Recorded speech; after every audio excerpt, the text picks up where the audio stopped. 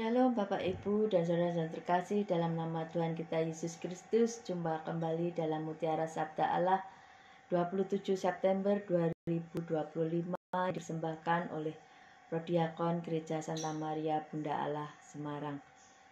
Renungan hari ini diambil dari Lukas bab 9 ayat 43 sampai dengan 45 yang berjudul Sudahkah kita memahami apa yang dikehendaki Allah?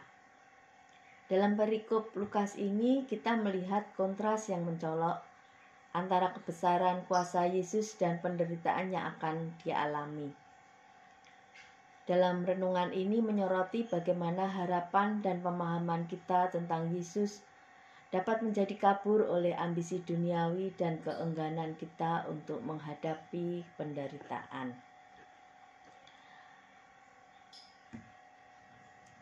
Ada beberapa poin dari renungan Injil Lukas ini.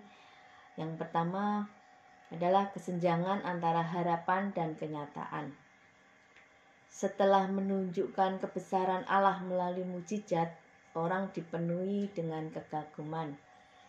Namun di tengah euforia ini, Yesus memilih untuk berbicara tentang hal yang sama sekali berbeda, yaitu penderitaannya. Hal ini menunjukkan bahwa fokus kita seringkali hanya pada sisi kemuliaan dan keajaiban dari iman, sementara menolak bagian yang tidak menyenangkan, yaitu penderitaan. Terus yang kedua itu kerajaan surgawi dan kerajaan duniawi. Para murid memiliki harapan yang salah tentang Yesus sebagai Raja Duniawi yang akan mengembalikan kejayaan Israel. Namun harapan ini mereka tidak bisa memahami perkataan Yesus tentang penderitaan dan penyerahan diri. Renungan ini mengingatkan kita untuk memeriksa apakah kita mengikuti Yesus karena janji-janji duniawi atau karena janji kehidupan kekal.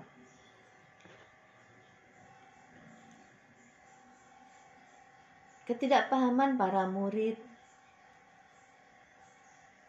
dinyatakan dengan jelas bahwa para murid tidak mengerti arti dari perkataan Yesus tentang penderitaannya. Maknanya tersembunyi bagi mereka dan mereka bahkan takut untuk bertanya. Seringkali kita juga tidak memahami jalan Tuhan, terutama ketika kita menghadapi atau kesengsaraan dalam hidup. Seperti para murid yang baru memahami arti sesungguhnya setelah kebangkitan Yesus, kita pun bisa merasa bingung di tengah kesulitan.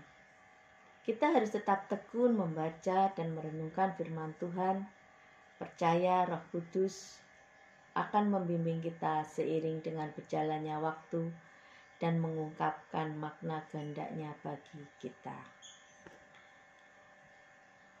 Dalam Injil ini juga mengajarkan bahwa kemuliaan Tuhan tidak dapat dipisahkan dari jalan salib. Jalan yang ditempuh Yesus adalah jalan kerendahan hati dan penderitaan. Sebagai pengikutnya, kita juga dipanggil untuk mengikuti jalan ini. Ini bukan tentang membangun salib bagi orang lain, melainkan merangkul penderitaan kita sendiri dengan keyakinan bahwa Yesus menyertai kita di dalamnya. Inilah cara untuk memahami dan meneladani Yesus dan jalan yang seringkali sulit namun penuh dengan pengharapan.